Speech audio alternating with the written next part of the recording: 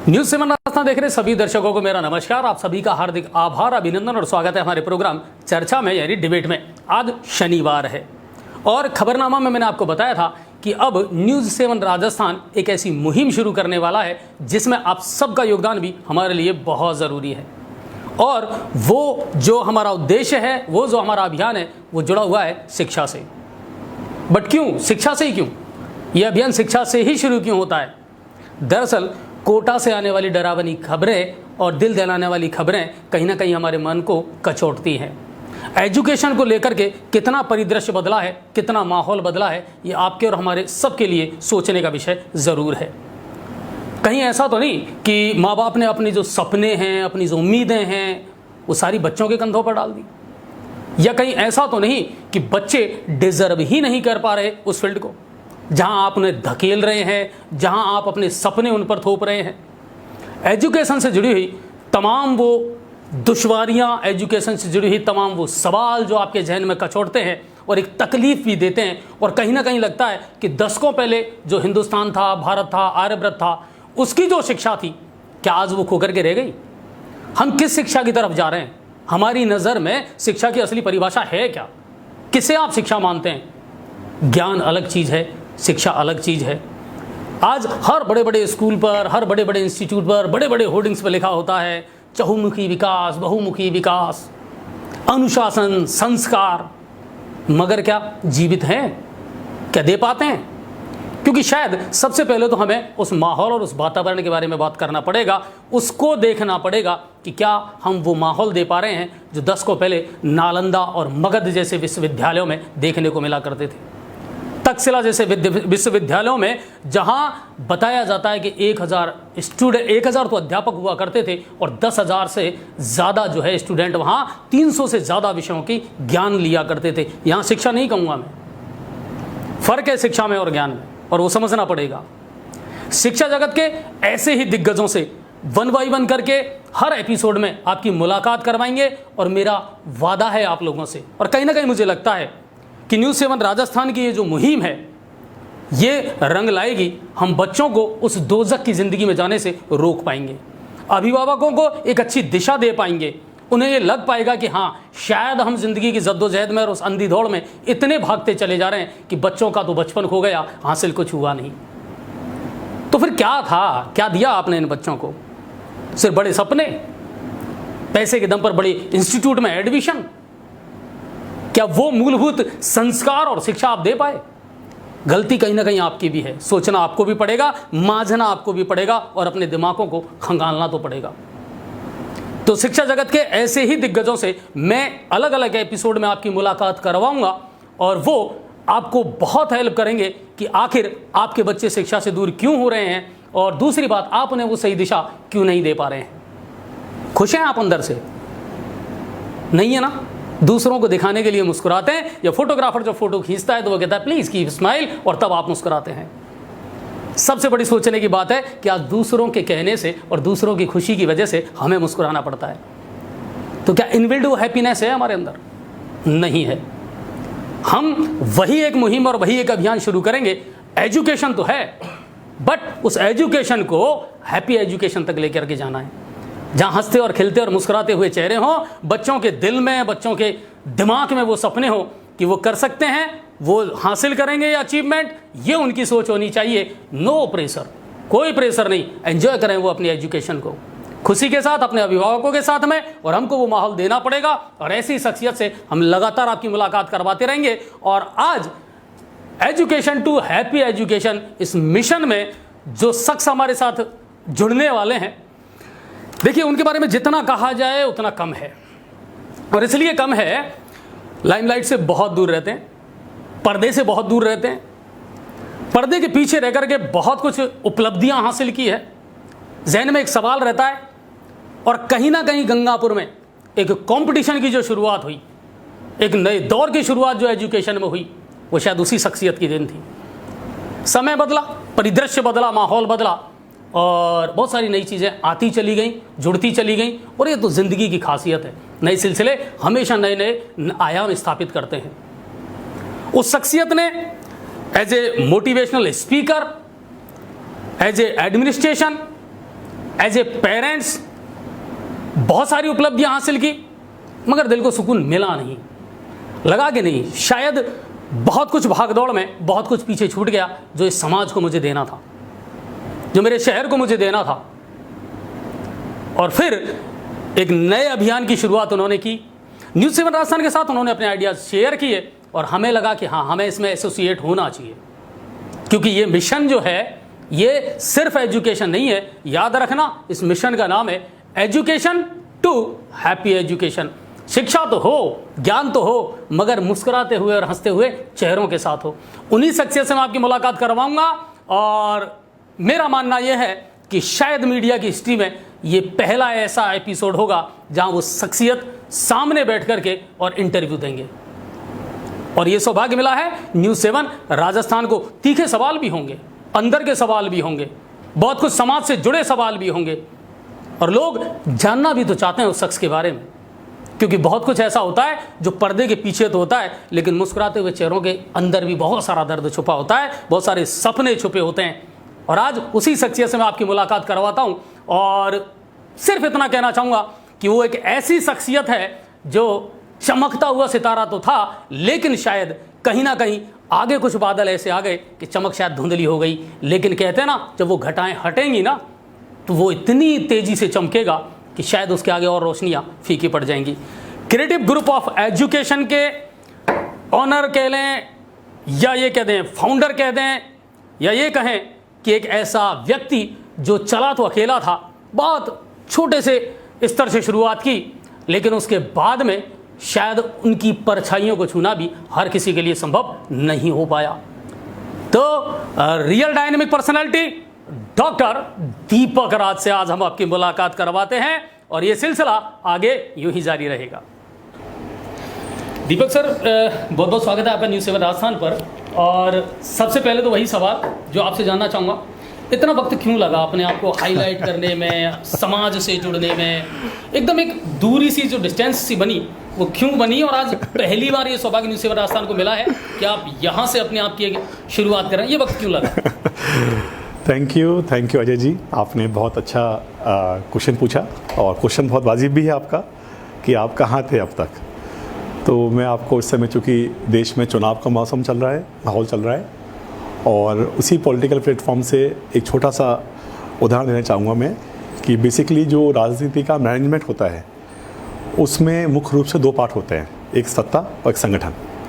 सत्ता जो सामने दिखता है और संगठन जो पर्दे के पीछे होता है, लेकिन वो सत्ता को खड़ा करने में बहुत बड़ा रोल प्ले करता है। तो मैं कहूँगा कि यदि मैं बात करूँ अपनी, तो शुरुआत मेरी सत्ता से हुई थी। मतलब मैं पब्लिक लाइफ में था 97 से लेकर 2014 तक, लोगों के सामने रहा, लोगों से मिला और मुझे बहुत खुशी मिली और मैंने इतना सीखा कि जिसको मैं बयान नहीं कर सकता। फिर 2014-15 के बाद और 16 के बाद कुछ ऐसी प्रेरणा हुई, मुझे लगा कुछ समय मुझे अपने आप पर बहुत काम करना चाहिए, तो मैं कुछ समय के लिए संगठन में आ गया। संगठन मतलब कि क्रिएटिव के पीछे मैं कम्प्लीटली एक ही काम किया, क्रिएटिव मतलब शिक्षा मतलब ऐसी चीज़, एक ऐसा प्लेटफॉर्म जहाँ से कोई व्यक्ति या कोई भी लर्नर आके अपने आप का बेस्ट परफॉर्म कर सके, चाहे वो स्पोर्ट्स हो, चाहे वो म्यूज़िक हो, चाहे वो उसका एजुकेशन हो, चाहे पढ़ाई की परफॉर्मेंस हो, what ever field it is. तो इस 7 सालों में मुझे बताते हुए बहुत खुशी है कि मैंने अपने ऊपर काफ़ी काम किया, काफ़ी सारी रिसर्चेस मैंने पढ़ी, मैंने खुद ने अपना PhD कंप्लीट किया पूरा प्रॉपर तरीके से, और साथ साथ में मुझे ऐसी प्रेरणा हुई बीच में, बताते हुए खुशी है कि मैंने उस समय नॉर्वे से लेके, जो कहते हैं इंडिया की बेस्ट एजुकेशन जहाँ सिस्टम होता है, that is all call European country, तो मैंने नॉर्वे को पढ़ा, डेनमार्क को पढ़ा, US को पढ़ा, UK को पढ़ा, सिंगापुर को पढ़ा, और सिंगापुर विजिट करने का सौभाग्य मुझे प्राप्त हुआ। दुबई का सिस्टम भी मैंने पढ़ा, मिडिल ईस्ट का। उसके बाद इंडिया में जब मैं आया तो मैंने यहाँ का फिर NEC को पढ़ा, फिर यहाँ मैंने CBSE बोर्ड पढ़ा, ICC बोर्ड पढ़ा, ऐसे कई सारे अध्ययन करता रहा। और साथ साथ में क्रिएटिव ग्रुप को हम कैसे एक सिस्टम बेस्ड ऑर्गेनाइजेशन बना सकते हैं, एक ऐसी व्यवस्था बना सकते हैं जहाँ पर काम किसी व्यक्ति पर डिपेंड ना हो, एक सिस्टम पे डिपेंड हो, जिससे कि वो चीज़ें फ्यूचर में काफ़ी तेज़ी से बढ़े। तो इन सब जद्दोजहद में, सीखने की प्रोसेस में कई सारी ट्रेनिंग्स मैंने इन दोनों ली, कई सारे वेबिनार्स अटेंड किए, कई सारे पर्सनल ट्रेनर्स के साथ मैंने सीखा। इन सब प्रोसेस में जो पूरा ये लास्ट 7-8 ईयर्स था वो निकल गया। तो इस वजह से मुझे थोड़ा सा मैंने अपने आप को संगठन में लेके आया, आप कह सकते हैं सिंपल वर्ड्स में। और मुझे लग रहा है कि अब वो संगठन का भी दौर चलता ही रहेगा, लेकिन जैसे कि आपसे बताया कि एक नया मिशन, जैसे कि आपने कहा कि अब एजुकेशन नहीं, हैप्पी एजुकेशन, इस मिशन को लेके कुछ प्रेरणा हुई। और उस मिशन की शुरुआत करने के लिए मैं गंगापुर सिटी, जो अपना शहर है, अपनी कर्मभूमि है, और वहाँ से क्रिएटिव के साथ इस मिशन को न्यूज़ 7 राजस्थान के साथ एक एसोसिएट मानते हुए and we are starting from there. बहुत अच्छी बात आपने कही दीपक सर। और कई बार होता है कि हाँ, कुछ बेहतर करने के लिए वो कहते हैं ना, हज़ारों सवालों से अच्छी है मेरी खामोशी। कई बार वो खामोशी जो है ना वो काम कर जाती है। बात करते हैं, एक शुरुआत आपने की थी 96-97 में, और उस वक्त अगर उस समय का एक सिनेरियो हम गंगापुर सिटी के एजुकेशन का देखें तो आर्ट का बोलबाला था और बहुत सारे स्कूल जो थे, आप और हम जिन्होंने तालीम हमने हासिल की है। लेकिन आप एक नया दौर लेकर के आए गंगापुर सिटी के दौर में, जब एक कॉमर्स सब्जेक्ट जो थी, साइंस बायो जो थी, डॉक्टर, IIT, JEE के सपने फिर स्टूडेंट्स और पेरेंट्स देखने लगे। तो एक नया दौर आप लेकर के आए। आपको लगता है कि ये एक ऐसा अंधी दौड़ अब शामिल हो गई, एक ऐसा संघर्ष शुरू हो गया जिसमें कहीं ना कहीं अभिभावक और बच्चे दोनों पिस करके रह गए हैं। आपकी नज़र में आप असली शिक्षा मानते क्या हैं? What is the definition of education? Education है क्या? Very good. बहुत ही अजय जी, आपने बहुत ही अच्छा क्वेश्चन आपने पूछा है मुझसे कि थोड़ी देर के लिए हम सोचते हैं कि हम कोशिश करते हैं भूलने की हम गंगापुर सिटी में हैं या गंगापुर की बात कर रहे हैं। हम बेसिकली इस वर्ड समझते हैं कि एजुकेशन होती क्या है। तो मुझे लगता है कि इस समय जो एक आम धारणा बनी हुई है या जो एक आम प्रिस्क्रिप्शन नैरेटिव बना हुआ है, तो एजुकेशन वर्ड आते ही हम समझते हैं कि कोई स्कूल बिल्डिंग है या कोई कॉलेज बिल्डिंग है या कोई क्लासरूम की बिल्डिंग है, क्लासरूम कैंपस है, और वहाँ बच्चे पढ़ के कुछ सब्जेक्ट्स पढ़ते हैं। एजुकेशन नहीं, सब्जेक्ट्स पढ़ते हैं, फ़र्क है दोनों में। बिल्कुल। और वो सब्जेक्ट्स पढ़ के उसका एक एग्ज़ाम देते हैं, प्रोसेस होता है, और वहाँ उसके बाद बच्चा लाइफ में आगे बढ़ता है। तो बेसिकली एक आम ही माना जाता है, ऐसा सोचते हैं कि दैट इज़ एजुकेशन, लेकिन नहीं, ये एजुकेशन नहीं है। एजुकेशन को समझने के लिए आपको इसका एक बेसिक कॉन्सेप्ट जो होता है, शुरुआत कौन से साल में हुई, कैसे हुई, वो समझना चाहिए हमें। और मेरा मानना है कि एजुकेशन का मतलब होता है ऐसी प्रोसेस जिसमें आप अपने माइंड, अपनी बॉडी, अपनी सोल, इन तीनों का डेवलपमेंट करते हैं बाय सीइंग योर इन्वायरमेंट। और डेवलपमेंट किस लिए करते हैं? जिससे कि आप अपना एज ए इंडिविजुअल अपना बेस्ट निकाल पाएँ जहाँ भी आप खड़े हैं, चाहे वो स्टडीज में है, चाहे वो स्पोर्ट्स में है, या किसी फील्ड में जहाँ भी आप हैं। Not academics, academic is a small parameter, it's about anything in the world. तो जिस भी पोजीशन पे आप खड़े हैं, जिस भी जगह आपकी पोजीशन है, वहाँ से डिफरेंट मीडियम से इंफॉर्मेशन मिलती है, लर्निंग मिलती है, उसको लेते हुए और अपने आप को अपने लाइफ के बेस्ट प्रोसेस में पहुँचाना, that is somewhere call in simple words हम कह सकते हैं ये एजुकेशन होती है। और ये एक लाइफ लॉन्ग प्रोसेस है। इसको हम ये नहीं कह सकते किसी भी स्कूल में या किसी भी कॉलेज में प्रोसेस पूरी हो गई है। It's a life long process. और इस प्रोसेस में आपके साथ सिर्फ आपके टीचर्स ही नहीं, मैं कह सकता हूँ इसमें आपके पेरेंट्स सबसे बड़े आपके गाइड होते हैं।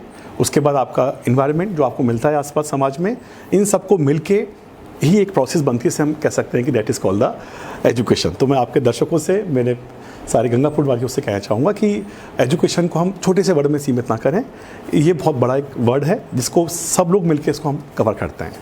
इसी बात को यदि मैं आगे बढ़ाना चाहूँ, यदि आप कुछ रिसर्च की बात करें, एक सिंपल परिभाषा मैंने आपके सामने शेयर करी, बिकॉज ये वर्ड समझना बहुत ज़रूरी है। यदि ये वर्ड समझ में आता है तो हम बहुत सारे क्वेश्चंस के या बहुत सारी चीज़ों को डिसीजन लाइफ में ले सकते हैं। हम बात करते हैं यूनेस्को की, आपने नाम सुना होगा, United Nation Educational Scientific Organisation, हुआ था वर्ल्ड लेवल पर, और वर्तमान में 192 देश करीब इसके सदस्य हैं। तो यूनेस्को क्या कहता है एजुकेशन के बारे में? यूनेस्को कहता है एजुकेशन के बारे में, वो कहता है कि स्कूल एक छोटा वर्ड है, एक ऐसी प्रोसेस है जहाँ पर आपके अंदर आपका इंटेलेक्चुअल डेवलपमेंट होता है, आपका क्रिटिकल थिंकिंग और आपका लॉजिक थिंकिंग डेवलपमेंट होता है। एक ऐसा प्रोसेस होता है जहाँ पर आप अपने पर्सनैलिटी का ओवरऑल डेवलपमेंट कर सकते हैं। That is somewhere in simple words में ये एक रेफरेंस स्टडी यूनेस्को की इस बारे में ही होती है। इसके साथ यदि ये बात करें, जो वर्ल्ड के बेस्ट इंस्टीट्यूट है हार्वर्ड क्या कहता है एजुकेशन के बारे में? हार्वर्ड ये कहता है एक ऐसी प्रोसेस जिसमें बच्चे का एथिकल डेवलपमेंट हो, बच्चे का मॉरल डेवलपमेंट हो, बच्चे का थिंकिंग डेवलपमेंट हो, बच्चे के अंदर सोचने की क्षमता पैदा हो, बच्चा सोच सके, बच्चा एनालाइज कर सके। That is somewhere in simple words में बात करें, हार्वर्ड ही कहता है।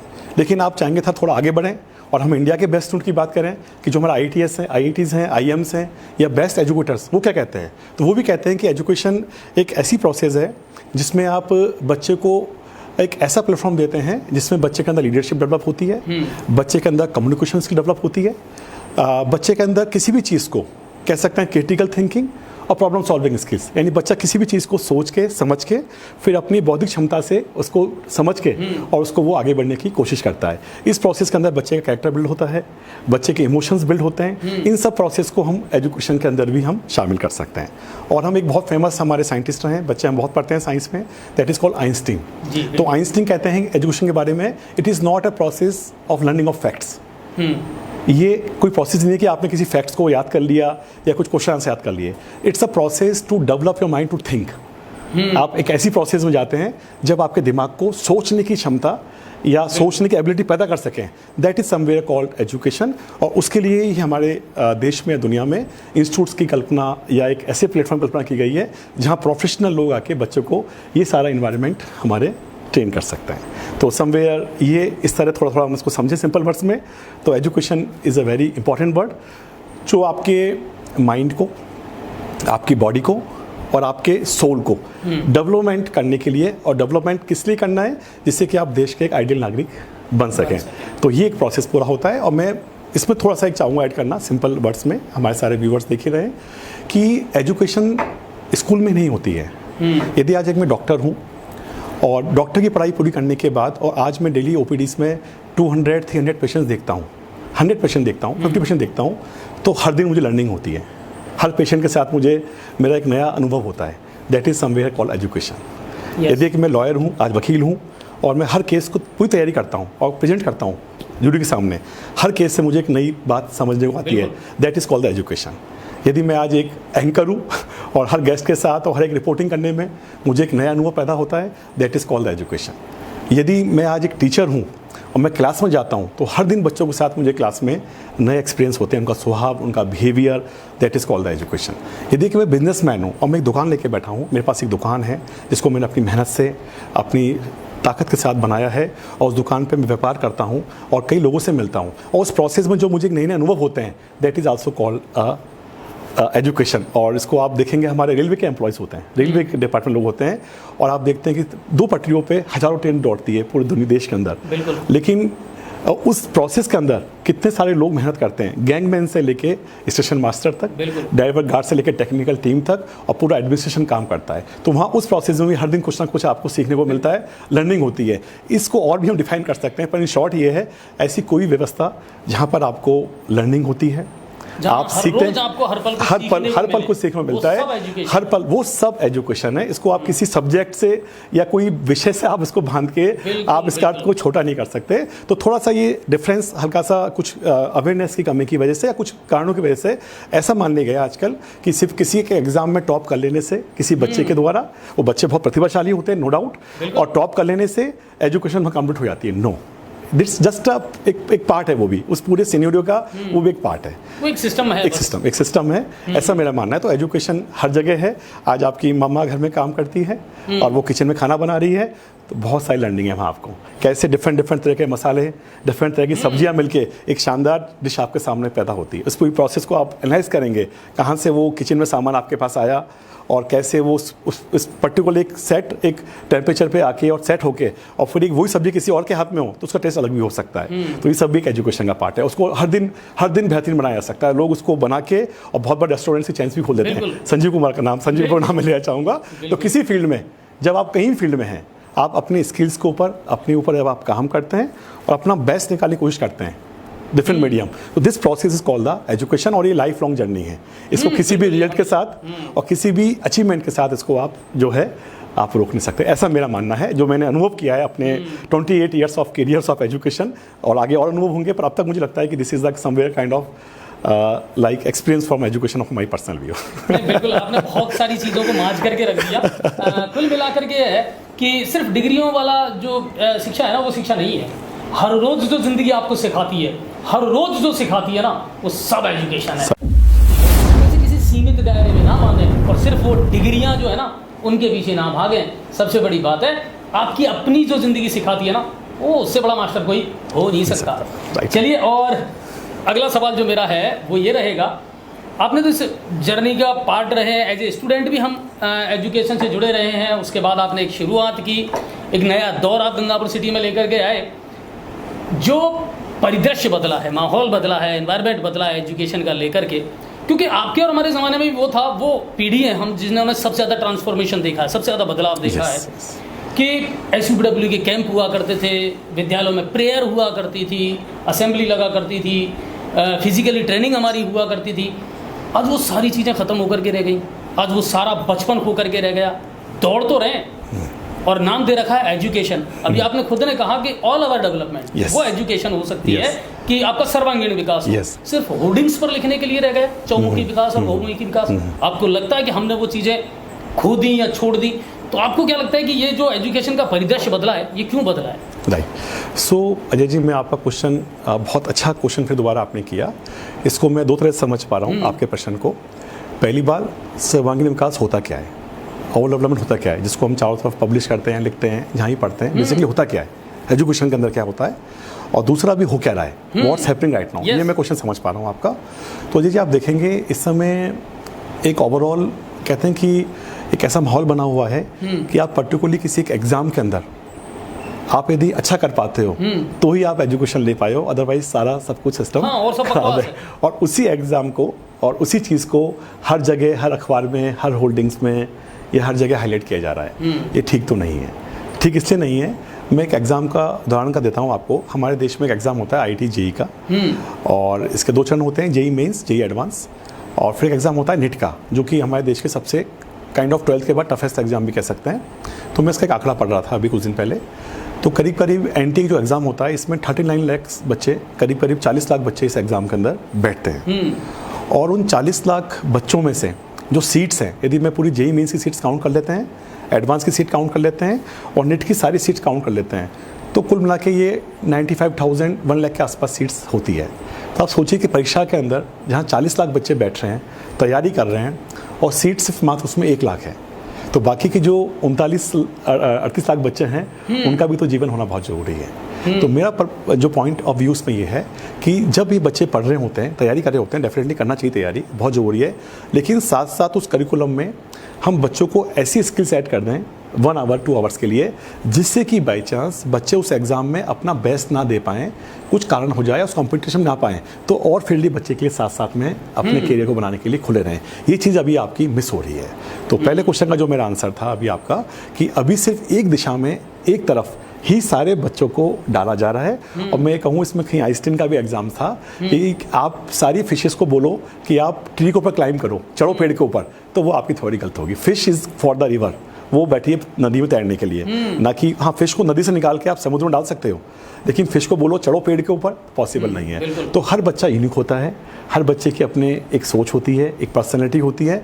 हमें उस परसूट बनाना चाहिए और ऐसा माहौल देना चाहिए अपने इंस्टीट्यूट के अंदर जहाँ पढ़ाई के साथ साथ बच्चे का एकेडमिक बैकस्ट्रोक नो डाउट होना चाहिए, लेकिन साथ साथ में उसको कुछ ऐसा भी बच्चे को प्रोग्राम मिले जिससे कि बच्चा 21st सेंचुरी में हम पहुँच चुके हैं, वहाँ बच्चा अपना ओवर डेवलपमेंट करता हुआ बच्चा उसको भी सीखता जाए, जिससे कि बच्चे के सामने जब वो एग्जाम हो तो उस एग्जाम को बच्चा पूरे विश्वास के साथ दे, बेस्ट दे, लेकिन साथ साथ में उसको कॉन्फिडेंस रहे कि नहीं हुआ तो मैं कुछ और भी ऑप्शंस मेरे लिए खुले हुए हैं। That should be there. तो उसको हम कह सकते हैं सर्वांगीण विकास, मतलब ऐसा विकास जहाँ बच्चा सिर्फ पर्टिकुलर कुछ सब्जेक्ट्स में बंद का न रह जाए, पर्टिकुलर किसी बात में बंद का न रह जाए, बच्चे को ओवरऑल सारा चीज़ें उसमें बच्चे को मिलनी चाहिए।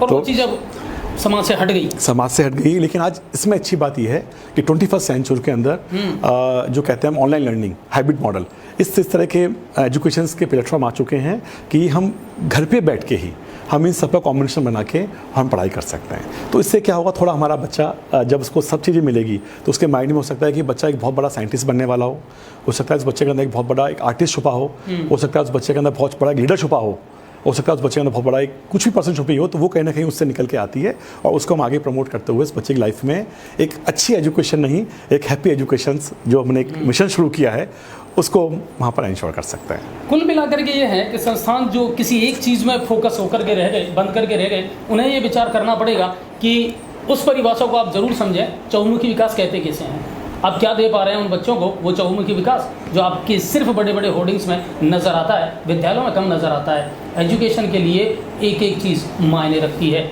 और जैसा अभी सर ने कहा वहीं से एक और सवाल निकलता है, एजुकेशन टू हैप्पी एजुकेशन, एक मिशन जो डॉक्टर दीपक राज ने शुरू किया और हमारा सौभाग्य है कि हम उनके साथ एसोसिएट इसमें हुए हैं, ताकि इन बच्चों के चेहरे पर मुस्कुराहट आए, अभिभावकों की टेंशन जो है वो दूर हो और उनके कैरियर में कुछ नए उतार चढ़ाव जो है ना वो मायने ना रखें। सफलता की परिभाषा है, बदलने का एक मिशन है एजुकेशन टू हैप्पी एजुकेशन। क्या है education to happy education? Education तो सब हासिल कर रहे हैं, पर हैप्पी एजुकेशन की तरफ ले जाना एक नया आइडिया है। बिल्कुल नया आइडिया है। अजय जी, आपने बहुत ही अच्छा सवाल पूछा है। तो हम इसको थोड़ा डिवाइड करते हैं क्वेश्चन को, एजुकेशन एंड हैप्पी एजुकेशन। तो एजुकेशन क्या होता है, हैप्पीनेस क्या होती है? तो जैसा कि आपने पहले मुझसे पूछा और हमने चर्चा करी कि एजुकेशन के बारे में यूनेस्को क्या कहता है, हार्वर्ड क्या कहता है, हमारे देश के टॉप संस्थान IIT IIMs के क्या राय है, साइंटिस्ट की राय क्या है। तो उन सबका निकल के निष्कर्ष आता है कि एजुकेशन ऐसी प्रक्रिया होती है जहाँ किसी भी इंडिविजुअल को, किसी भी लर्नर को, और वो लर्नर सिर्फ स्कूल में नहीं हो सकता, इट कैन बी एनीवेयर। वो एक हमारी बिजनेस दुकान में बैठा हुआ है, एक एंटरप्रेन्योर भी है, एक अपने ऑफिस में बैठा हुआ है, वो भी एक एजुकेशन की प्रोसेस में है। आप कहीं भी हैं, always you are in process of education. तो उस प्रोसेस के अंदर जब हम समझते हैं एजुकेशन वो सिंपल वर्ड्स में, वो ये है कि एक ऐसी प्रोसेस जहाँ पर अपने माइंड, बॉडी और सोल को डेवलप करते हैं। जब डेवलप करते हैं, डेवलप इस दिशा में करते हैं जहाँ से आप अपना बेस्ट दे पाएँ और हर दिन इम्प्रूव करते हुए, लर्न करते हुए और बेटर करते जाएँ। और उसके पीछे सोच हो कि मैं किस तरह अपने परिवार के साथ समाज का और देश का अच्छा कर सकता हूँ। इस सोच के साथ जब आपकी कैरेक्टर बिल्डिंग होती है, that's whole process called education. और एक लाइफ लॉन्ग प्रोसेस है, इसको किसी भी आप एग्जाम से या किसी भी टेस्ट से या किसी भी सफलता से इसको रोक नहीं सकते। It should be continue till the last part of your life. That is first education in simple words में। अब जब उसके साथ हैप्पीनेस जुड़ जाता है तो उसके मायने बहुत अलग हो जाते हैं, मायने बहुत बदल जाते हैं इसके। हैप्पीनेस को हम सभी जानते हैं, हैप्पीनेस मतलब खुशी, मतलब आपको अच्छा फील होना।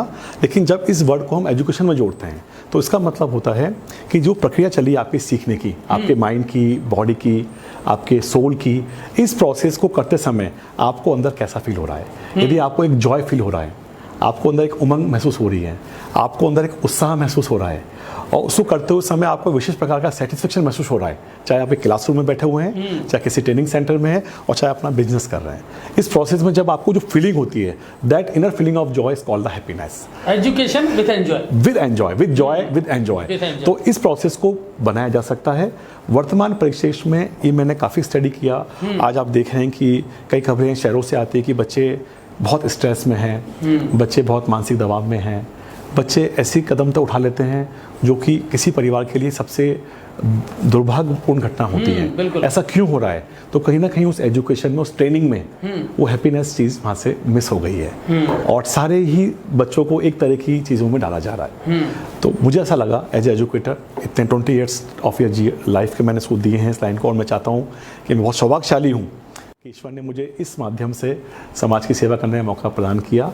तो मुझे लगा कि काफ़ी मैंने स्टडी किया, तो अभी हैप्पी एजुकेशन पे पूरे वर्ल्ड में कोई बहुत ज़्यादा वर्क अभी नहीं हुआ है। अच्छा, मैं बीच में आपको थोड़ा सा रोकना चाहूँगा कि एजुकेशन ठीक है, तालीम सब दे रहे हैं, एजुकेशन सब दे रहे हैं, आपके जहन में क्यों आया कि एजुकेशन तो है, हम ठीक है चौमुखी, बहुमुखी, IIT, JEE, एकेडमिक सारी चीज़ें कर रहे हैं, कंपटीशन का दौर भी चल रहा है, एजुकेशन तो है, एजुकेशन में कहीं ना कहीं हैप्पीनेस मिस था। जिस तरह की घटनाएं हम रोजाना सुनते हैं वो बहुत दर्द देती हैं, तकलीफ देती है। आपके एकेडमी से भी बहुत सारे बच्चे हैं जिन्होंने अच्छी सफलताएं हासिल की है। तो ये जो हैप्पीनेस वाला जो पार्ट आपने जोड़ा, ये दिमाग में क्यों आया कि हाँ शायद समाज में ये अगर डाल दिया जाए, एजुकेशन में ये डाल दिया जाए, ये कॉन्सेप्ट मिस था। कहते ना कि सब्जी बन गई, रेसिपी पूरी तैयार है बट एक मसाला गायब है। Yes yes. और शायद वो इम्पोर्टेंट था जिसको सबसे पहले जोड़ा जाना चाहिए था एजुकेशन के साथ। तो ये कैसे आई दिमाग में? तो यही मजा है अजय जी के साथ बात करने का। मैंने भी आपके कई सारे प्रोग्राम शो देखे हैं और मैंने महसूस किया कि आपके अंदर जो एक नेचुरल तरीका है वो कोई चीज़ निकालना, एक्सट्रैक्ट करने का, वही मुझे है। तो आपने बहुत अच्छा और पॉइंट का क्वेश्चन पूछा कि मेरे दिमाग में कैसा आया। और अजय जी इसके दो कारण हैं मेरे दिमाग में आने के। सबसे पहला कारण ये कि आजकल जो मैं कई सारी ये घटनाएं पढ़ रहा हूँ पेपर्स में और आप सभी लोग पढ़ रहे हैं, कहीं ना कहीं एज एजुकेटर मुझे बहुत दुख होता है। मैं जब अपने आप को पेरेंट्स मानता हूँ जिसके बच्चे के साथ वो घटना हुई है, तो मैं मानता हूँ कि ऐसा कैसे हो गया। मैंने किसी बच्चे को पढ़ने के लिए भेजा, मैंने किसी बच्चे को सीखने के लिए भेजा वो बच्चा एक ऐसा डिसीजन ले गया जो नहीं लेना चाहिए था। और इसके साथ साथ कई सारे बच्चे ऐसे हैं जो बहुत स्ट्रेस में हैं, बहुत बच्चे डिप्रेशन में हैं। ये क्यों हो रहा है? कहीं ना कहीं कुछ चीज़ मिस हो रही है, कुछ तो गैप आ रहा है उस चीज़ के अंदर। उस गैप को जब मैंने स्टडी किया तो समझ में आया कि बच्चों का जो एजुकेशन का एक सोल एम था वो था कि लोगों को खुश रहना सिखाना। This is the ultimately achievement of the education. किसे बताइए अल्टीमेटली इसका डेस्टिनेशन क्या है? तो डेस्टिनेशन एजुकेशन का होता है कि हम किसी भी इंडिविजुअल को, लर्नर को ज़िंदगी में खुश रहना सिखाते हैं। सक्सेस कभी आएगी, कभी नहीं आएगी, जर्नी चलेगी, कभी फेलियर्स आएंगे, चुनौतियाँ आएंगी, मुश्किल आएंगी, चलता रहेगा जीवन में। कोई ऐसा एक डेस्टिनेशन आ नहीं सकता जहाँ आप कह सकते हैं कि कंप्लीट हो गया। इस पूरी प्रोसेस को आप जब इस पूरी प्रोसेस में खुश रहना सीख जाते हैं, अंदर से संतुष्ट रहना सीख जाते हैं, that is the sole purpose of education. तो मुझे लगा कि पहला कारण कि इतना सारा जो बच्चों पे स्ट्रेस आ रहा है, दबाव आ रहा है, इसको दूर किया जा सकता है by adding happy word in the educations, by some activities, by some programmes, by some sessions, by some guidance. हमारी नई पीढ़ी अजय जी बहुत ही दमदार है। तो नए बच्चे जो हमारे आ रहे हैं, अजय जी मैं बता रहा हूँ आपको, ये वो बच्चे हैं जो भारत देश को किसी भी स्थान पे ले आ सकते हैं। और हमारे प्रधानमंत्री जी इस बात को बार बार कहते भी हैं कि 2147 का हमारा भारत देश। तो निश्चित रूप से पीढ़ियाँ इन बच्चों के साथ बस हम एक हैप्पीनेस वर्ड और ऐड कर देंगे तो कहीं ना कहीं ये जो एजुकेशन जर्नी बच्चों की है ये बहुत ही शानदार हो जाएगी। That was my first reason. और सेकेंड रीजन मुझे लगा जब मैंने इसको कई सारे इस बीच दौरान, ऐसी बात नहीं है, कई पेरेंट्स के साथ मेरा इंटरेक्शन हुआ, मेरी बातें हुई, तो मुझे लगा कि चारों तरफ एक ऐसा माहौल बन गया है किसी पर्टिकुलरली किसी एक अचीवमेंट के साथ बच्चे की जो है लाइफ की सक्सेस को नापा जा रहा है।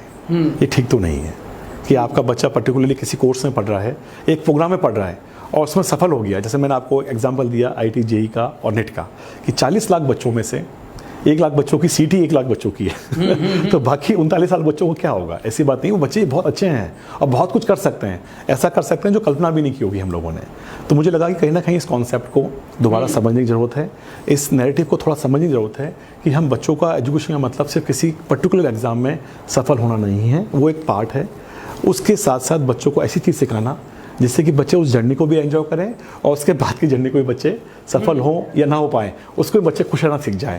That is all completely the things which inspired me education to education. तो शुरुआत अभी मैंने काफ़ी स्टडी किया।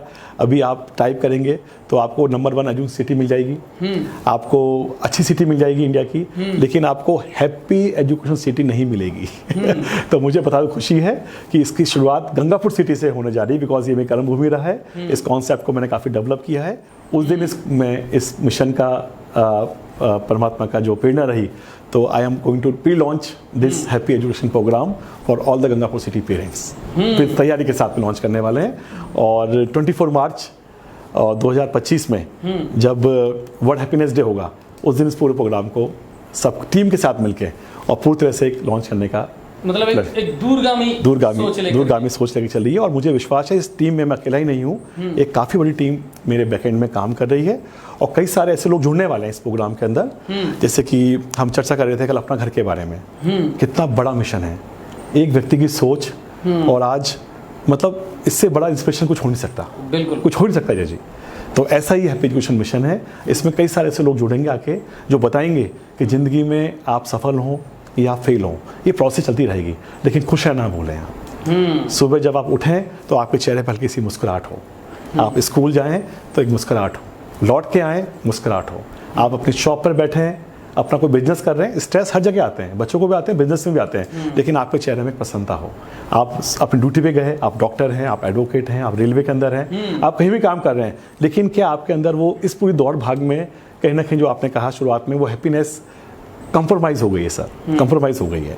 उस हैप्पीनेस को ढूंढना है, उसको पकड़ना है और दोबारा उसको ज़िंदगी में, क्योंकि एजुकेशन का मतलब सिर्फ बच्चे ही नहीं, उससे जुड़े हुए सारे स्टेक होल्डर लगे हुए हैं। तो इस मिशन को हम शुरुआत करने जा रहे हैं, मेरा ऐसा मानना है। 1 जून 2024 को हम इसका ग्लोबल पेरेंट्स डे है, उस दिन इसका प्री लॉन्च करेंगे, आपके साथ करेंगे, आपको इसमें साथ आप रहेंगे, इसमें आप हमारे एसोसिएट हैं, और साथ साथ में 3 इसके मेन स्टेक होल्डर्स हैं जिस पे हम फर्स्ट फेज में चाहते हैं काम करना। सबसे बड़ा happy student, happy parents and happy teachers. Stakeholders एक साथ आके, स्टूडेंट नहीं हैप्पी स्टूडेंट्स, पेरेंट्स नहीं हैप्पी पेरेंट्स, टीचर नहीं हैप्पी टीचर्स। जब मैं तीनों स्टेक होल्डर्स को मैं एक साथ लाके एक मंच पर लाके चर्चा करेंगे और इसमें कुछ ऐसे प्रोग्राम तैयार हम कर रहे हैं, मेरी टीम पूरा काम कर रही है, ऐसे फ्रेमवर्क्स बना रहे हैं जो बच्चों को दिए जाएंगे, कोई इसका कोई चार्ज नहीं है, totally social work. Initially it's totally social work. देखिए अब समाज को कुछ लौटाने का मन भी करता है, जब जिंदगी में आपको लगता है कि आपने एक जगह हासिल कर ली है, ये आपको बहुत सारा ये दुनिया का जो है पावर या पैसा अट्रैक्ट नहीं करता है तो आप ऐसी भावना होती है कि हम दोबारा इस समाज को क्या दे सकते हैं। तो मुझे लगा 28 एक जर्नी में बहुत कुछ दिया है ईश्वर ने, कभी कल्पना नहीं की थी, तो अब ऐसा मन करता है कि दोबारा उसको एक लौटाया जाए। सो ये कह सकते हैं कि आप happy education is the new mission of doctor Deepak Raj life. और शुरुआत हम गंगापुर सिटी से कर रहे हैं, संस्था से कर रहे हैं। We are making Gangapur city ideal happy education city. मुझे उम्मीद है कि बहुत जल्दी ये मिशन जो है लोग जुड़ते जाएंगे। जैसा आपने कहा अकेला चला था लोग मिलते गए, तो वो स्कूल में हुआ, शायद वो इसी मिशन में भी शायद होने वाला है। अच्छा, एक चीज़ जो निकल करके सामने आई है, एजुकेशन टू हैप्पी एजुकेशन। देखिए अगर मैं इसको अपने हिसाब से देखूं तो दो चीज़ें आती है, एक तो है खुशी और एक होती है सफलता। खुश रहोगे तो सफलता मिलने के चांसेस ज़्यादा रहते हैं, लेकिन सफलता मिलने के बाद खुशी मिल जाए इसकी कोई गारंटी नहीं। तो याद रखिए, खुश हैं तो सफलता की गारंटी ज़रूर मैं आपको दे सकता हूँ। जो चीज़ें यहाँ से निकलेंगी ना, मुस्कुराते हुए चेहरों से, मुस्कुराते हुए हृदय से, दिल से, तो फिर सफलता के चांसेस ज़्यादा बढ़ जाते हैं। हमें करना वही है, और शायद यही एक चीज़ है जो लेकर के दीपक सर आ रहे हैं कि हमें करना वही है। बच्चे दिल से खुश तो हों, प्रेशराइज क्यों, क्यों दबाव कायदा झेलना, बस जो है करिए, मस्त करिए, बिंदास होकर के करिए। आप किसी भी फील्ड में जाना चाहते हैं, आप किसी भी सेक्टर में जाना चाहते हैं, लेकिन जनाब पहले यहाँ से खुश तो रहिए आप। अगर किसी के कहने पर, किसी के थोपने पर खुशियां दे रहे हैं, या सपनों को जी रहे हैं, या सफलता के पीछे भाग रहे हैं, तो मेरे ख्याल से वो संभव नहीं है। और यही इस मिशन का असली उद्देश्य है। कोटा से जो रोजाना की खबरें आती है ना, ये दिल को बहुत दर्द देती हैं। बहुत सारे सपने फना हो गए सर, खत्म हो गए बहुत सारे सपने। माँ बाप क्या सोच करके वहाँ भेजते हैं, क्या कुछ तैयारियाँ हो रही हैं। जिनके पास पैसा नहीं था, उन्होंने कर्जा लेकर के पैसा लिया, उन बच्चों को पढ़ाया सिर्फ इसलिए उन्हें सफलता हासिल हो, मगर क्या उन्हें खुशी हासिल कर पाए? क्या आप उन्हें खुशी दे पाए? क्या उनसे पूछा कि ये फील्ड आपका है, आप डिजर्व करते हो कि नहीं करते हो? तो फिर क्यों थोप रहे हो अपने सपने उन पर? जो वो बेहतर कर सकता है ना, वो सपने उनको दिखाओगे तो वो खुश रहेगा, और उसी खुशी में उसको सफलता मिलेगी। मेरे ख्याल से यही है मोटिव। आपने बिल्कुल अजय जी बहुत ही सुंदर ब्रीफिंग किया कि अल्टीमेटली सफल होना हो, खुश रहना जरूरी है। यस। हो सकता है जिसको आप खुशी मान रहे हैं, सफलता को खुशी ना मिले वहाँ पहुँचने के बाद। और इसके बारे में कई सारी मैंने स्टडीज़ पढ़ी है, कई लीडर्स को पढ़ा है, सेलिब्रिटीज़ को पढ़ा है, उन्होंने भी लाइफ में एक मौके पर आके कहा है कि खुशी तो ना मिली, खुशी नहीं मिली उस जगह आके। तो हम इस जर्नी को चाहते हैं कि बच्चे शुरुआत से ही class 3rd 4th 5th 6th 8th 9th जहाँ भी स्टेज में रहे, चलो कोई नहीं, यात्रा कर ली, लेकिन यहाँ से अब पहला वादा अपने आप से करें कि मुझे खुश रहना है। दुनिया में कोई चीज़ मुझे दुखी नहीं कर सकती, कोई एक्सटर्नल फोर्स, कोई एक्सटर्नल अचीवमेंट या एक्सटर्नल फेलियर्स मुझे दुखी नहीं कर सकते। अंदर से basically I am made only for the happiness. और इसको मैं कह सकता हूँ, the word is proper, practice happiness. तो जब ये प्रोग्राम लॉन्च करेंगे हम, तो इसमें आपको साथ और शेयर करेंगे। आज सबसे बड़ी बात है, वही चीज़ है कि जो चीज़ ढूंढने जा रहे हैं ना, पहले उसमें वो चीज़ ढूंढें कि मेरी खुशी है या नहीं है। वो कहते हैं ना कि मैं ढूंढने को ज़माने में जब वो वफा निकला और पता लगा कि गलत लेके मैं पता निकला। तो ये चीज़ है, पहले खुशी ढूंढें, उसके बाद सफलता डेफिनेटली आएगी, बिल्कुल आएगी। अब बात करते हैं आगे की। यस, हैप्पी एजुकेशन से हैप्पी एजुकेशन की तरफ हम जा रहे हैं। दिमाग में पूरा खाका भी एक तैयार किया होगा डॉक्टर दीपक राज ने, क्योंकि स्टडी करते हैं आप तो। और जब इतना भ्रमण किया है, अलग अलग देशों में गए हैं, वहाँ की एजुकेशन पॉलिसीज़ को पढ़ा है। पढ़ने को तो भारत में भी बहुत कुछ है, पढ़ने को बहुत कुछ है। भारत की अगर ट्रेडिशनल एजुकेशन की मैं बात करूँ, क्योंकि वही चीज़ है ना, लिखा होता है जब चहुमुखी विकास है, बहुमुखी विकास है, तो स्कूल वाले वो भी लिखते हैं संस्कार और अनुशासन, दो चीज़ें बड़ा मायने रखती हैं। संस्कार और अनुशासन। नालंदा और तक्षशिला जैसे विश्वविद्यालय हुआ करते थे, आचार्य चाणक्य जैसे हुआ करते थे, तो लगता है कि वो ज़्यादा बेहतर था, या अब कहीं एक अंधी दौड़ आ गई, या एक गलत प्रतियोगिता की तरफ दौड़ तो रहे, मगर शायद हमारी दिशा ठीक नहीं है कि हम कहाँ जा रहे हैं। तो ट्रेडिशनल जो एजुकेशन है, परंपरागत हमारी जो शिक्षा है, उसको और आज की जो शिक्षा है, उसका अगर हम कंपैरिजन करें, तो आप कहाँ देखते हैं अपने आप को? एक तरफ तो हम कहते हैं भारत विश्वगुरु बनेगा, तो विश्वगुरु बनेंगे तो विश्वगुरु जैसे सिम्टम्स तो हो हमारे पास। राइट। क्या कहना चाहोगे इस बारे में? अजय, बहुत ही महत्वपूर्ण और बहुत ही पिन पॉइंटेड क्वेश्चन आपने पूछा है कि हमारे देश का जो वर्तमान सिस्टम एजुकेशन का चल रहा है, और क्या ये ठीक है, क्या ये क्या हो सकता है इसमें? तो मैं बताना चाहूँगा आपको, हमारे देश की शिक्षा व्यवस्था दो पार्ट में मानते हैं हम, आज़ादी के पहले, आज़ादी के बाद। बिल्कुल। और यदि आप 1947 में हमें आज़ादी मिली तो उसके बाद अब तक हमारे देश में 3 बार शिक्षा की पॉलिसी बनाई गई है। ठीक है। एक बार 1968 में पहली पॉलिसी बनी, उसके बाद 1975 में दूसरी पॉलिसी ड्राफ्ट हुई, और उसके बाद अभी लेटेस्ट हमारी केंद्र सरकार ने 2020 में NEP 20 के नाम से अपनी एक पॉलिसी लॉन्च की है, नेशनल एजुकेशन पॉलिसी, और उसका फिर NCF करके 2022 में उसका एक फ्रेमवर्क आया है साथ में। तो यदि आप इन तीनों को अध्ययन करेंगे तो कहीं ना कहीं हर काल में, हर डिकेड में एक सिस्टम परिवर्तन दुनिया का होता है। लेकिन उसके पहले जो शिक्षा व्यवस्था चल रही थी हमारी, दैट वाज लॉर्ड मार्कोनी ने एक लॉन्च किया था इंडिया में, जो ब्रिटिश के बहुत अच्छे एजुकेटर थे। उन्होंने 1890, मुझे एग्जैक्ट ईयर याद नहीं आ रहा है, उस समय उन्होंने इस हमारे देश का एजुकेशन मॉडल बदला था। किसके साथ? जिसका आपने उदाहरण दिया, तक्षशिला और नालंदा। तो बेसिकली हमें कहीं जाने की जरूरत नहीं है अजय जी, हमारे देश का जो ओरिजिनल शिक्षा मॉडल था, गुरुकुल पैटर्न जो था, एक आश्रम पैटर्न जो था, जिसको बाद में चाणक्य जैसे महापुरुषों ने टॉप शिक्षा पद्धतियों में आगे बढ़ाया, हमें दोबारा उसके आसपास आने की जरूरत है आज के समय के हिसाब से। उस मॉडल को और 21st सेंचुरी को मैच करना है बस। और बीच का जो गैप आ गया था, थोड़ा उसको हम कुछ समय के लिए साइड करते हैं। जो हमारी देश की नई शिक्षा नीति अभी आई है NEP 20, उसको यदि आप समझेंगे, इसके बारे में चाहूँगा मैं अलग से आपसे बात करूँ, तो वो मॉडल ही देश में काफ़ी हद तक सारी समस्याओं को ख़त्म कर देगा। मैं ये नहीं कहूँगा कि ट्रेडिशनल मॉडल गलत था, उस समय के हिसाब से ठीक था, उस समय किया, लेकिन आज 21st सेंचुरी के अंदर हमें हमारे बच्चों को, हमारे स्टूडेंट्स को, यदि मैं स्कूल्स की बात करूँ तो हमें एक ऐसी पढ़ाई करानी होगी कि जहाँ बच्चे अपने एकेडमिक एक्सेलेंसी प्राप्त ना करें, बच्चे 21st सेंचुरी की स्किल भी सीखें, और सबसे बड़ी बात, बच्चों के अंदर संस्कार डेवलपमेंट, जो आपने कहा अनुशासन संस्कार, ये दोनों डेवलपमेंट के लिए स्कूल से बेटर प्लेटफॉर्म कहीं दूसरा हो नहीं सकता। जहाँ बच्चे मॉर्निंग में एक यूनिफॉर्म में आते हैं, एक असेंबली में अटेंड करते हैं, और कई सारी एक्टिविटीज़ ऐसी होती है जिससे बच्चों के अंदर नेचुरली वो डेवलप होता है। तो मैं कहना चाहूँगा कि जो भी NEP 20 आई है, that is a wonderful policy. बहुत रिसर्च के बाद, बहुत ही मेहनत के साथ केंद्र सरकार द्वारा बनाई गई है। इसको हम पॉलिटिकल नाम ना देखें, इसको हम इंडिपेंडेंट माइंड से सोचते हैं, तो ये काफ़ी सारी प्रॉब्लम्स को एड्रेस करती है। इसको बस ज़रूरत है इम्प्लीमेंट कराने की, उसी स्पीड के साथ जिस स्पीड से बनाई गई है। तो ये जो पॉलिसी है, ये आने वाले बच्चों के लिए बहुत ही कारगर साबित होगी और बच्चों को जीवन में बहुत बड़ा परिवर्तन लेकर आएगी। इस पॉलिसी को हम शॉर्ट में भी बात करें, एक्शन मार्क लें इससे हम, तो 3 पॉइंट्स निकल के आते हैं। सबसे बड़ा पॉइंट निकल के आता है बच्चों के अंदर कॉम्पिटेंसी डेवलपमेंट। ठीक है। ना कि बच्चों हटाना नहीं है, बच्चों को बहुत सख्त खिलाफ है। पॉलिसी ने मेंशन किया, डॉक्यूमेंट पढ़ेंगे आप, उसमें लिखा हुआ है कि अब वो जमाना नहीं रहा कि आप बच्चों को कुछ क्वेश्चन आंसर्स याद करवा के, या कुछ टेबल्स याद करवा के, या कुछ मीनिंग्स याद करवा के, और रट्टा मार वाले बच्चों को पेपर में आप देखे और बच्चों ने लिख दिया। ये ठीक था आज से 20-25 ईयर्स पहले, लेकिन आज के समय में ये बिल्कुल आउटडेटेड हो चुका है। आज के समय में हमारे जो एंटरप्रेन्योर्स हैं, जो हमारी बड़े इंडस्ट्रीज़ हैं, जो बड़े कॉर्पोरेट हाउसेज हैं, या जो गवर्नमेंट्स हैं, उनको ऐसे लोग चाहिए जो माइंड से इनोवेटिव हों, जो माइंड से नवाचार सोच सकें, नई बात सोच सकें। बाकी सारा काम तो अभी जो नए टूल्स आ गए, AI, ChatGPT, सब कर देंगे आपको। तो अब वो जमाना गया कि आपको अपनी मेमोरी पे बहुत प्रेशर डाल के और किसी चीज़ को आप क्लेम करें। दुख कई बार थोड़ा इस बात का मुझे होता है कि अभी कुछ जगह ऐसी प्रैक्टिस चल रही है जहाँ बच्चों को सिर्फ किताबों को याद करवाने पर ही एजुकेशन मान लिया गया है। ये गलत है।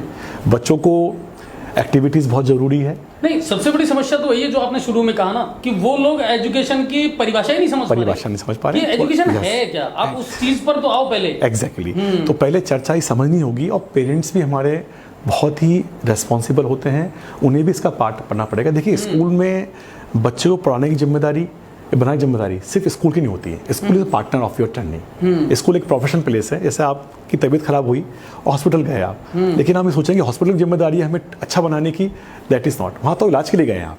बाकी आप घर आके जब तक आप लाइफस्टाइल ठीक नहीं करेंगे, अपना चीज़ें फॉलो नहीं करेंगे, तो आपका स्वास्थ्य ठीक नहीं होगा। जैसे स्कूल एक प्लेटफॉर्म है जहाँ पर बच्चों को सीखने भेजते हैं या किसी का इलाज करने भेजते हैं, लेकिन समाज की भी एक महत्वपूर्ण भूमिका है। लेकिन जिस स्कूल में सवाल पे आने वाला था, जो आप ऑलरेडी आ गए कि इसमें आपने बता दिया कि एक खुशी सबसे पहली चीज, दूसरी बात खुश है तो सफलता मिलेगी।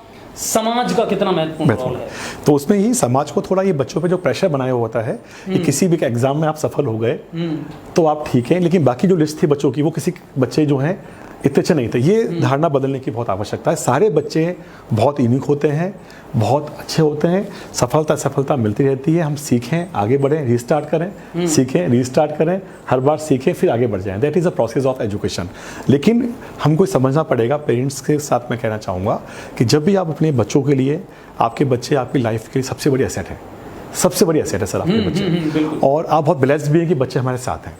तो उन बच्चों का जब डिसीजन लेने के लिए जाएं तो सिर्फ आप कोई पर्टिकुलर एग्जाम में कोई बच्चा सफल हो गया उस बात को देख के हम तय ना करें, वो एक पैरामीटर है। लेकिन हमारे बच्चे जिस जगह जाके अपने 6 आवर्स स्पेंड करेंगे, 5 आवर्स स्पेंड करेंगे, जो दोबारा वापस ज़िंदगी में नहीं मिलेंगे, उस आवर्स में वो संस्था बच्चे को क्या क्या देने वाली है पढ़ाई के साथ साथ। इस क्वेश्चन आपको पूछना चाहिए, संस्था के साथ पूछना चाहिए और वहाँ के लोगों से पूछना चाहिए।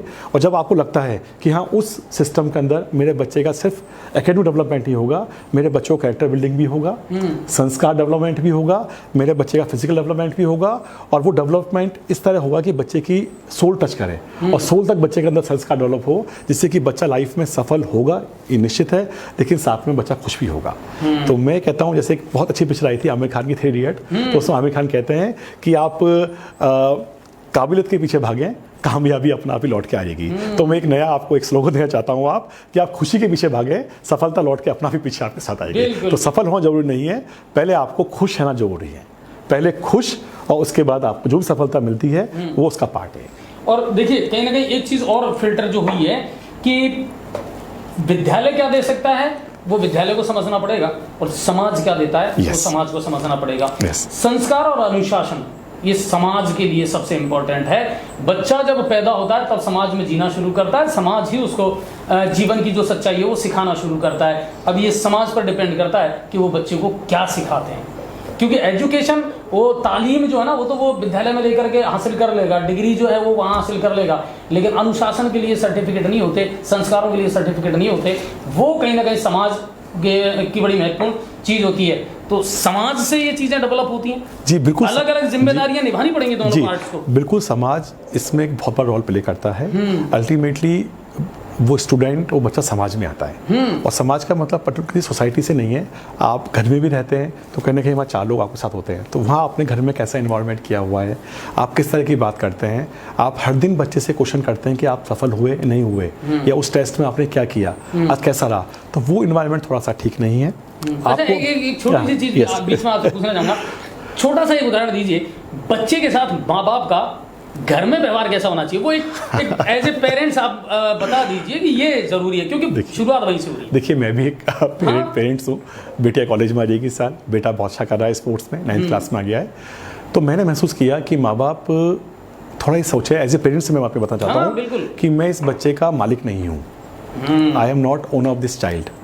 मैं अपनी विचारधारा या अपना एक ऑथेंटिसी उस बच्चे पे थोप नहीं सकता। यदि मैं थोपूंगा तो कहीं ना कहीं बच्चा आपसे दूर हो जाएगा।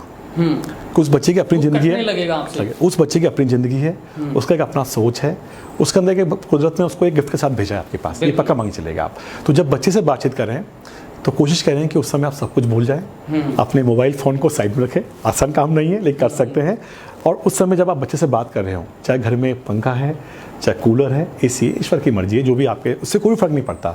जब बच्चे से बात करें तो अपने आप को बच्चा मान लें। जब मैं उस एज में था, इस एज में था, तो मैं दुनिया को कैसे दिखता था, 21st सेंचुरी का बच्चा मेरे सामने खड़ा है, दुनिया कैसे देख रहा होगा, उसकी भावनाओं को समझने की कोशिश करें, उसके रोल में आने की कोशिश करें। आप समझेंगे तो दुनिया बदल जाएगी सर आपकी, आपकी फैमिली हो जाएगी हैप्पी फैमिली। और ये हैप्पी फैमिली, अगर हैप्पी फैमिली है तो फिर हैप्पी एजुकेशन और हैप्पी सक्सेस बाई प्रोडक्ट है। तो उस बच्चे का घर पे जब आता है तो बच्चे गलती भी कर देते हैं, कई बार शैतानी कर देते हैं। उस समय रिएक्ट ना करें, समझने की कोशिश करें ऐसे कौन से कारण थे जिस वजह से ये बच्चा कुछ गलत बिहेवियर करके आ गया, गुस्से में आ गया या झगड़ा करने की पोजीशन पर आ गया। ऐसा कुछ ना कुछ कहीं ना कहीं किसी एंगल पे एक टीचर का, एक स्कूल का फेलियर रहा है, किसी एंगल पे पेरेंट्स का फेलियर रहा है। यदि बच्चे का व्यवहार कोई गलत होता है, इसमें बच्चे की कोई गलती नहीं मानता हूं मैं, मेरा मानना किसी से एंगल पे हम as a stakeholders part में से किसी एक पार्ट ने अपने काम में लापरवाही किया, उस पार्ट को ढंग से नहीं किया। अदरवाइज बच्चा, गुस्सा क्या होता है बच्चा सीख ही नहीं पाता है, एग्रेशन क्या होता है बच्चा सीख नहीं पाता है। तो हमें एज ए पेरेंट्स हमें समझना पड़ेगा कि हम उस बच्चे के सामने आएँ, उस समय माइंड को हम थोड़ा कूल रखें और बाहर की दुनिया जो हम छोड़ के आए गेट में जब आते हैं उसको बाहर छोड़ के आ जाएं। हमारी बिजनेस की प्रॉब्लम्स होती है, सबके साथ होती है वो। हमारी सर्विस नौकरी के चैलेंजेस होते हैं, सबके साथ होते हैं। लेकिन बच्चे के साथ आएँ तो प्लीज़ उस समय अपने आप को बच्चा मान के उससे बात करें, आपकी दुनिया बदल जाएगी।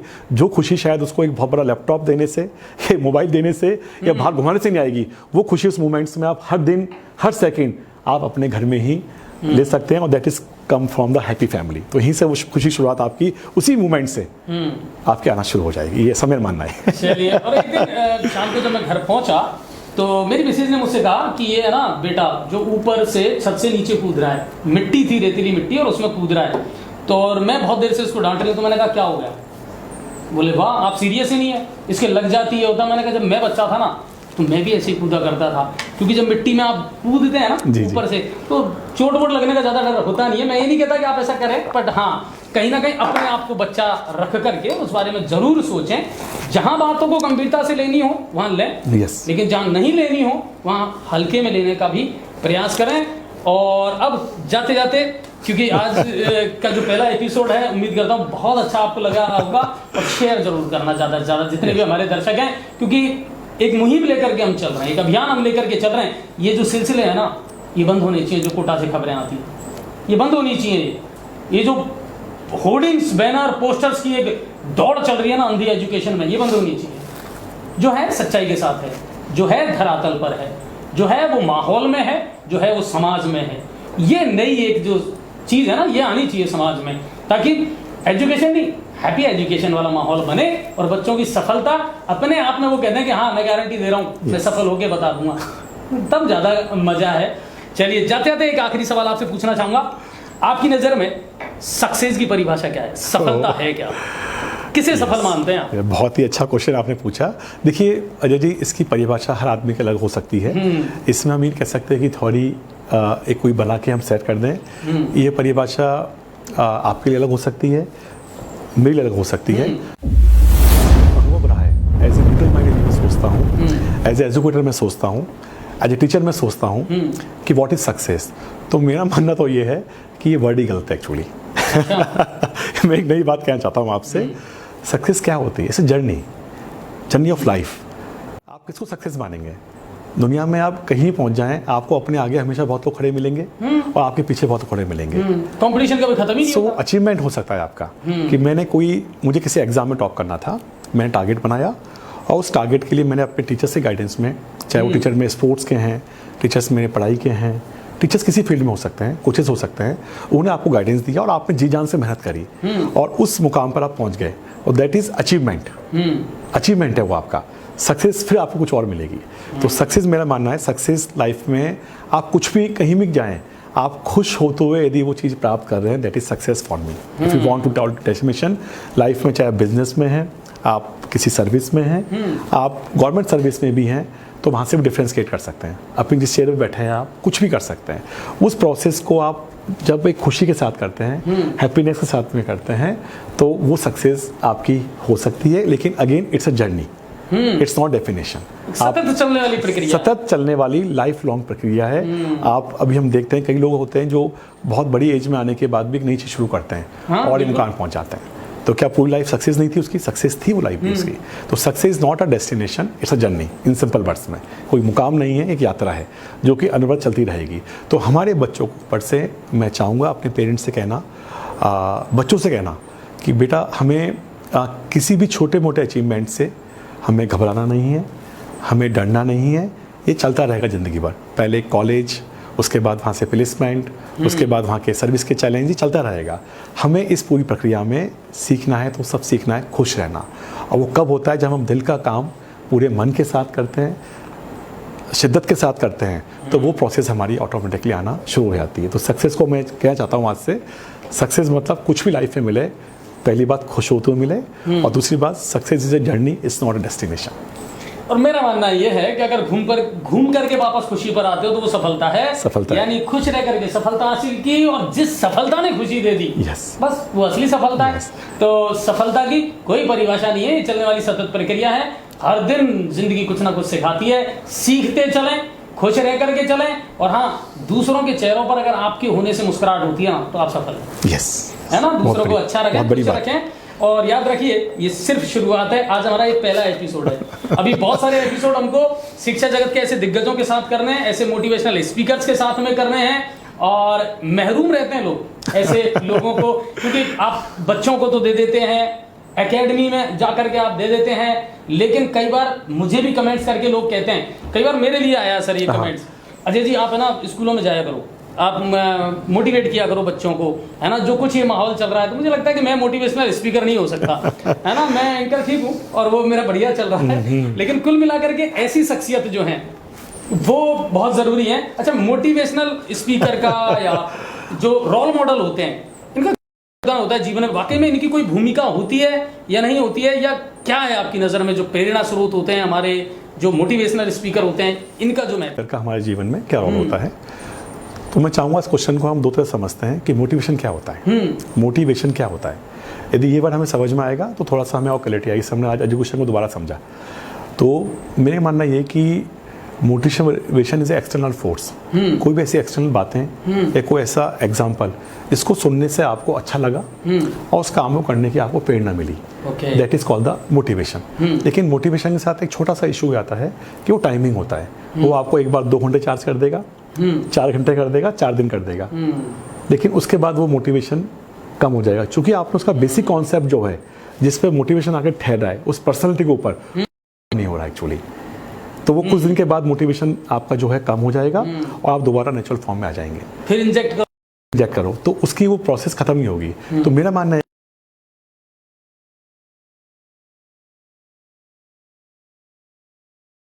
अंदर से जो आए वो चाहिए।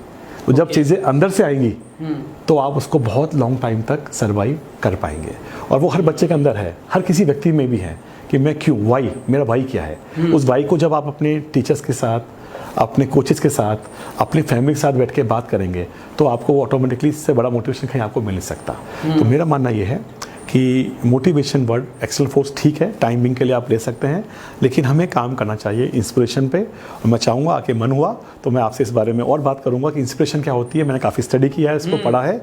और इंस्पिरेशन मतलब जब आपका स्टूडेंट आपको देख के कुछ करने के लिए प्रेरित करें। जो लोग उसको दिन रात अपने फैमिली में देखते हैं, अपने संस्थान में देखते हैं, बच्चा सबसे ज़्यादा वहाँ से सीखता है। तो वहाँ ऐसा नहीं कि हमने किसी मोटिवेशनर को बुलाया और कुछ बोल दिया, आप सच बोलो, आप टाइम से आओ, ये कुछ होने वाला नहीं है इससे। वो आपको एक्चुअली सिस्टम के अंदर आके काम करना पड़ेगा। सिस्टम के अंदर आपको ऐसा एनवायरनमेंट को भी एक तैयार करना पड़ेगा कि मैं दूसरों के लिए प्रेरणा स्रोत बन पाऊं। आपको ऐसा एनवायरनमेंट क्रिएट करना पड़ेगा जिस एनवायरनमेंट में बच्चा देख के खुद अपने इस काम करने के लिए मुझे ऐसा बनना है, मुझे ऐसा होना है। That is called the true inspiration. और इसी से आपके रोल मॉडल्स, जो आपने सेकंड क्वेश्चन पूछा, वो निकल के आते हैं। हम ऐसे लोगों को रोल मॉडल क्या बनाएं जो मेरा मानना है कि जिनको आप जानते नहीं हैं, वो उनकी प्रोफेशनल लाइफ है। आपने किसी को टीवी पे देखा या यूट्यूब पर देखा या आपने किसी को इंस्टाग्राम पे देखा, तो वो उसका एक प्रोफेशनल रूप है। यस, है ना। उसको देख के आप उसको कई बार हम लोग अपना रोल मॉडल मान बनते हैं। दो चीजें हो गई, एक जानना, एक पहचानना। पहचानते हैं उसे, एग्जैक्टली, आप उसे जानते नहीं। Very good. तो उसको आप पहचान रहे हैं, आप उसको जानिए। तो मेरा मानना है कि सबसे बड़े, यदि कोई आपके, बहुत सारे रोल मॉडल तो ऐसे ही हट जाएंगे। मेरा मानना है कि सबसे बड़ा रोल मॉडल हमारे बच्चों को ही है तो उस बच्चे की माँ है और उसके पिता हैं और उसकी फैमिली है, सबसे बड़े, जहाँ बच्चा सबसे ज़्यादा टाइम अपना स्पेंड करता है। Very good. आपकी माँ से बड़ा, अजय जी बताइए मुझे, कैसे हो सकता है, कैसे हो सकता है? आपकी माँ 12 महीने सुबह 4 बजे उठ के, 4:30 उठ के, 5 बजे उठ के आपको जगाती है, आपका खाना बनाती है, किचन घर का संभालती है, और उसे कौन मोटिवेट करता है? और वो जो 12 महीने फिर आपको सुबह उठाती है, तो आप उसमें गुस्सा भी करते हो। कई बार बच्चे गुस्से भी करते हैं, लेकिन वो गुस्सा में कुछ होती नहीं है। वो बच्चे को बस स्कूल जा बेटा तू मेरा, सीख के आ कुछ। और उससे बड़ा बताइए रोल मॉडल कौन बन सकता है? जिसको आप घर में देख रहे हैं, लाइव देख रहे हैं। मां से बड़ा रोल मॉडल कोई नहीं हो सकता। पिता देखिए आप, पिता सुबह उठते ही अपने नौकरी पर जाते हैं, सर्विस पर जाते हैं, अपने बिजनेस जाते हैं। उन्हें मालूम है बहुत चैलेंज है, स्ट्रेस है, लेकिन उनको हर दिन प्रेरणा मिलती है कि जाके मुझे वहाँ काम करना है। इस बताइए, इससे बड़ा रोल मॉडल कौन हो सकता है आपके लिए? कहीं भी आके बैठ के 2-4 अच्छी बातें बोल देना, रील्स बना देना, ये बहुत आसान काम है बॉस।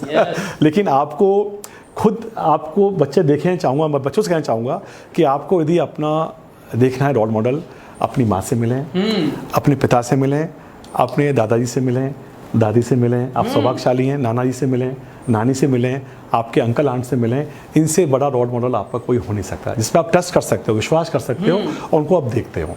इसके बाद मैं चाहूँगा दूसरा कोई बच्चा बन सकता है रोल मॉडल, फिर बच्चे के टीचर्स हो सकते हैं। हाँ बिल्कुल। जिनके साथ बच्चा क्लास में जाता है और एक दिन का बहुत बड़ा भाग 6 आवर 5 आवर्स वहाँ पर स्पेंड करता है, तो जिस टीचर का आपको उसकी पर्सनल लाइफ, उसको लगता है कि टीचर जैसा बोल रहे हैं वैसे खुद लाइफ में भी हैं। ये बहुत इंपॉर्टेंट बात है कि कई बार मैं देखने में आता है, मुझे तो कई बार इस बात को लेकर चिंता भी होती है कि कुछ लोग एक्चुअली स्कूल को कोचिंग क्लास में बदल दिया है। कोचिंग क्लास डिफरेंट गेम, इसके बारे में आपसे कभी मैं मन हुआ तो मैं और बात करूंगा। कोचिंग क्लास अलग चीज़ होती है, स्कूल इज डिफरेंट प्लेटफॉर्म, और स्कूल में भी आप आश्रम्स और गुरुकुल पढ़ने की बात, दैट इज डिफरेंट मैटर, है ना। तो हम कोचिंग क्लास की बात ना करें, वहाँ प्रोफेशनल्स आते हैं, बड़े बड़े पैकेजेस होते हैं, अच्छा पढ़ाते हैं, दे आर वेरी गुड, लेकिन हम रोल मॉडल नहीं मान सकते। वो पर्टिकुलर किसी चीज़ को ट्रेन करने आपको आए। आप रोल मॉडल की बात करते हैं, आप डॉक्टर कलाम साहब का एग्जाम्पल लीजिए, जिनका व्यक्तिगत जीवन दोनों सेम था। आप स्वामी विवेकानंद की बात कीजिए, जिनके जीवन से आप बड़ा कोई यंगर के लिए हो ही नहीं सकता, कोई हो नहीं सकता। यदि आप चाहते हैं बाहर सेलिब्रिटी चाहते हैं, आप आजकल के आर्टिस्ट को ना माने, मतलब उनको पूरा सोच समझने के बाद, हाँ यदि वो आर्टिस्ट आपके घर के पास रहता है और उसका व्यवहार आप देखते हैं कि वो अपने रोल से निकलने के बाद अपने कॉलोनी में कैसा बिहेव कर रहा है, अपने परिवार में कैसा बिहेव कर रहा है और बहुत अच्छा कर रहा है, तो आप उसको ये मान सकते हैं कि इससे मैं कुछ सीख सकता हूँ। बिल्कुल। लेकिन मैं मानना है कि अपनी माँ को बनाए अपना रोल मॉडल, उनका फोटो लगाएं मोबाइल स्क्रीन के ऊपर, लैपटॉप स्क्रीन के ऊपर, अपने मुझे मेरी माँ ऐसा बनना है, मुझे मेरे पिता ऐसा बनना है, और उन्होंने उससे बने और मैं आज के समय में हूँ तो मैं कैसा बेटर बन सकता हूँ। और उस प्रोसेस को बनने में जो खुशी आपको मिलेगी और जो आपको एक महसूस होगा वो अनमैचेबल होगा, और ये हम करने वाले हैं जी। गंगापुर सिटी में आप देखिएगा 1 महीने के अंदर, यदि मैं बैक हुआ हूँ किसी काम के अंदर, आप समझ सकते हैं, और एक मिशन लिया हाथ में कि हम इस गंगापुर शहर को सब मिल के the first happy education city of the country हम बनाने की ओर अग्रसर हो रहे हैं। बहुत बड़ा मिशन है। जैसे आपने बताया अपना घर के बारे में शुरुआत हुई थी, तो हो सकता है 2 लोगों से 4 की सेवा के साथ शुरू हुई और आज इतना बड़ा मिशन बन चुका है।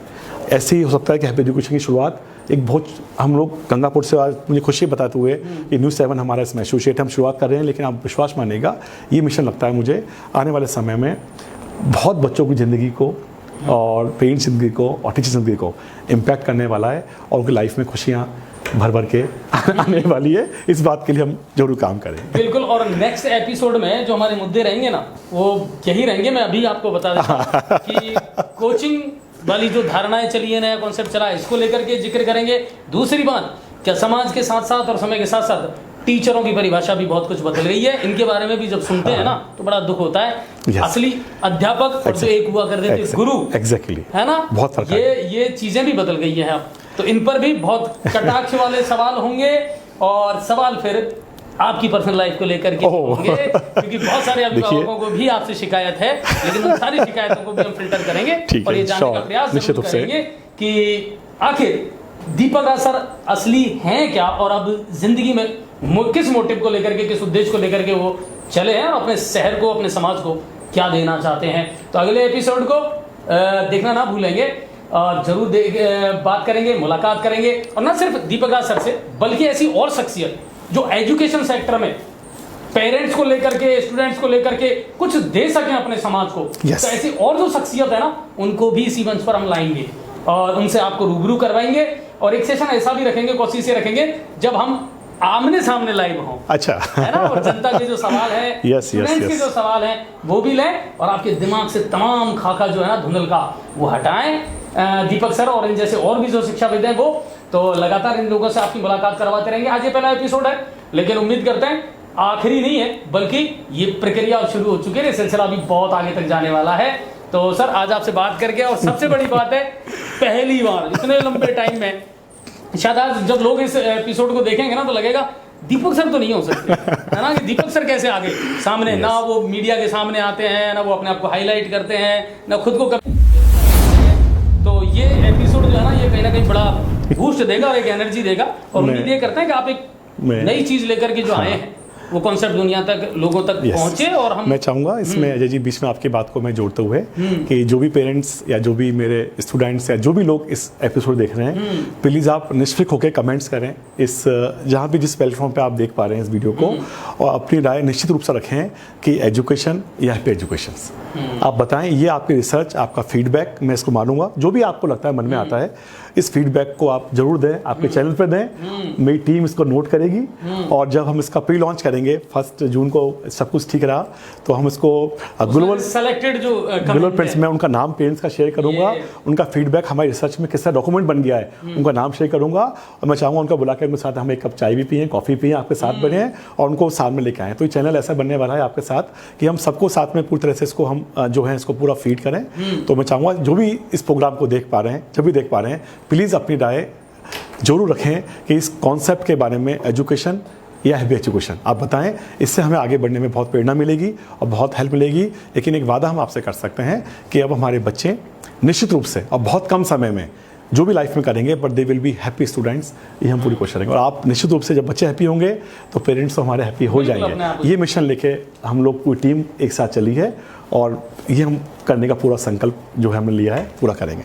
Thank you very much. Thank you sir, आपने जो वक्त दिया उसके लिए आपका भी बहुत बहुत धन्यवाद। तो फिर कल मिलते हैं आपसे खबरनामा में और दिन भर की तमाम खबरें और दिन भर की तमाम अपडेट के साथ में और इसी तरह की शख्सियत से आपकी मुलाकात करवाते रहेंगे। नए इनोवेटिव आइडियाज के साथ नए नए प्रोग्राम लेकर के न्यूज़ 7 राजस्थान आप लोगों के सामने आता रहेगा। बहुत बहुत धन्यवाद आप सभी का, बहुत बहुत शुक्रिया। लाइक करें, शेयर करें, फॉलो करते रहें और बस जो करें दिल से करें। बहुत बहुत धन्यवाद आप सभी का। जय हिंद और जय भारत।